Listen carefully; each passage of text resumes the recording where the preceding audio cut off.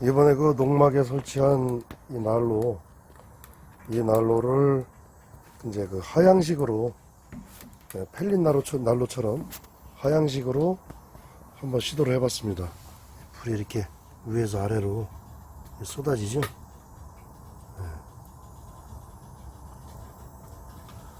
초기에 이제 저기 안에 열 좀 가하기 위해서 잔가제를 넣어서 바닥에 이제 그 제받침 위쪽에 불을 붙여서 열을 가했고요. 그 다음에 이제 위로 이렇게 나무를 다시 투입을 해서 중간에 그 받침을 하나 더 만들어 가지고 위에서 아래로 한번 쏟아지게 만들어 봤습니다. 또 이제 위에서 아래로 또 쏟아지니까 좀 새롭긴 하죠. 불이 아래에서도 타고 위에서도 타고. 여기 이제 위에 그 펠리처럼 임시로 한번 테스트 해보는 겁니다. 위에서 아래로 쏟아지게끔.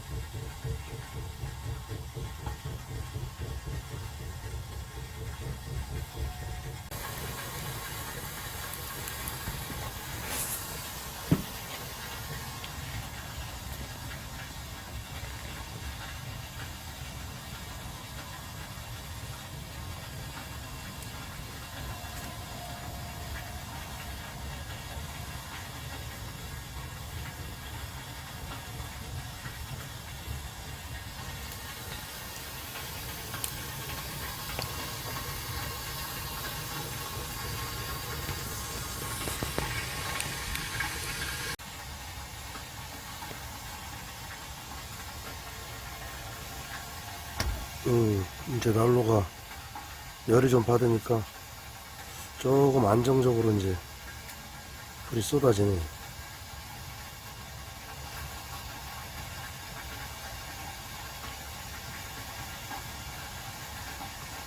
이렇게 이제 시도를 하는 이유는 거꾸로 나무를 집어넣어서 아래쪽에서 이제 나무를 타는 그 방식이, 물론 이제 저기 안에 그 재받침을 촘촘하게 해서 그렇게 만들면은 아무래도 재가 천천히 밑으로 떨어지다 보니까 재가 아무래도 좀 적게 나오긴 하겠죠.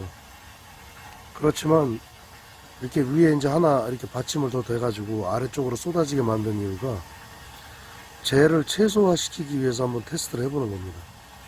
위쪽에서 타면서 내려오다 보면 그 재가 밑으로 떨어지는 양도 좀 적어질 것이고, 그리고 전체적으로 이제 그 밑에 재받침에서 계속 그 재가 쌓여가지고 누적되는 그런 일은 없겠죠. 네. 그래서 이렇게 테스트를 해서 나중에 그 만들 난로를 한번 구상을 하려고 하고 있습니다. 이 쏟아지는 불도 나름 괜찮네, 이쁘고. 근데 이거를 과연 이제 얼마만큼 일정한 분포로 불이 골고루 일정하게 사방으로 이제 쏟아지면서 내려오게 할 것인가. 이제 그게 이제 숙제가 되겠죠. 그 문제를 나중에 난로로 만들게 되면 좀 생각을 많이 해봐야 될 것 같습니다.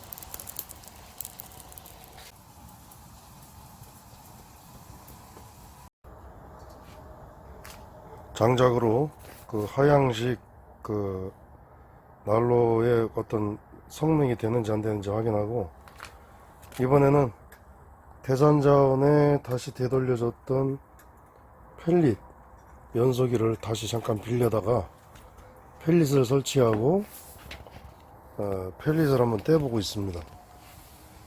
펠릿도 잘 타고 있고요.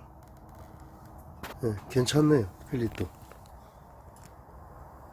이렇게 위에다가 이렇게 설치를 했고,